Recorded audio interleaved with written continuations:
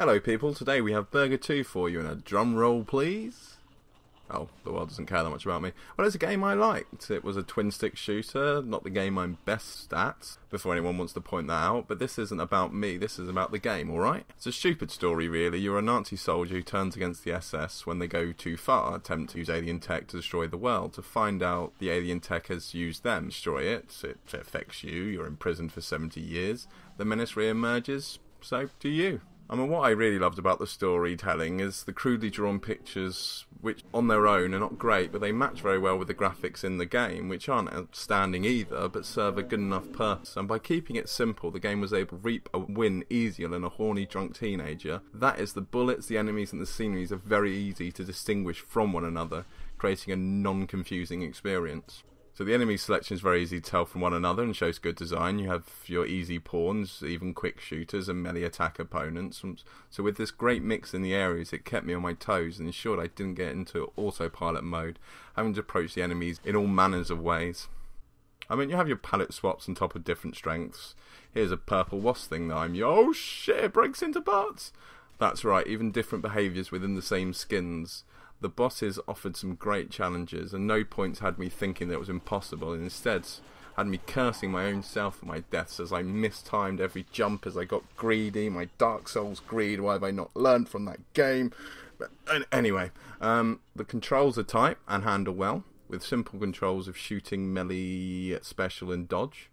Even though I'd love to be in the mind of the developer when he came up with the dodge. I mean, how many invincibility frames should I put into the dodge? Oh wait, the whole dodge, why not? Well, why not? Because it makes it too easy and you abuse it during the game. And I found myself using this instead of move, because it's also quicker than moving. One of the key points to a dodge, do not make it quicker than actually moving around, because people are just going to have to do that all the time, and you're just going to see your guy jerking, along. The guns on offer a very good variety, with the shotgun working only good at short range and the machine gun offering recoil enough to... Wait, I'm talking positive about guns that work and offer differences that give gamers a choice in the way that they want to play. I mean, I know I've been doing indie gaming for a while now, but being impressed by that I've just realised is ridiculous. But anyway, a medal for you for that thought. But being made out of crackers, I don't think it will survive the post. But there's a medal for you, just take my word for it. The most negative point of the game is the sound files, offering repetitive dialogue in the early parts of the game, and there's something that doesn't sound quite right with the squelches that happen in the later parts of the game. But like dimples on people's cheeks, I just can't put my finger on why it annoys me so much. I mean, not the voice lines in the early levels, they just used way too much, and this is talking to a man who considers having a biscuit as the packet. This is a starter game for people who want twin-stick shooter, not offering the length of play or challenge which you can get in others, but offering a cute aesthetic plus enough variety in weapons and enemies, with the maps maybe a little too small, to offer young gamers the first experience at twin sticks, and it will be a very good stand for them, a very good starting. What adds to the game's tasty burger centre of a solid game and its attractive bum, like the burger metaphor, is much like a burger, it's taken too far with the gherkins. They've put in a car part of the game and a melee section, both of which suck, worse than the pickled member of the cucumber family. And the localization is a little bit off, with dialogue sometimes missing the mark with a bad translation, which can muck up a good punchline for a joke that you see coming. Let me come to the cheese, the extra that's added to the burger for fun. This game is the layer of choice. There's not a lot of it, but you are given a few choices through the game, and it was enough to offer a second playthrough.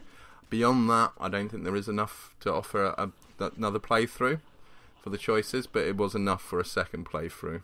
And the game does also offer some other varieties which I wasn't able to play with people, like the co-op mode. If you have two Xbox controllers, you can do that as well. So there is some additional gameplay there on top of the single player to keep you interested.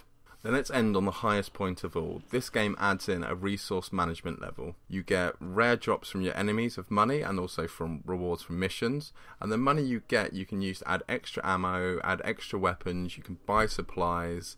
And what you use your money for will change your approach to the levels. But this does add an almost permadeath aspect, as when you die it takes 100 coins from you. So if you're like me and you try to use the pistols to stack bullets to beat the system, you will be spanked on the arse like a naughty baby and told to behave.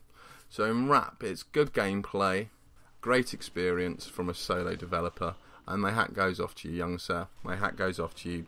maybe middle-aged, so I don't know. But anyway, you go and enjoy the world. Wow.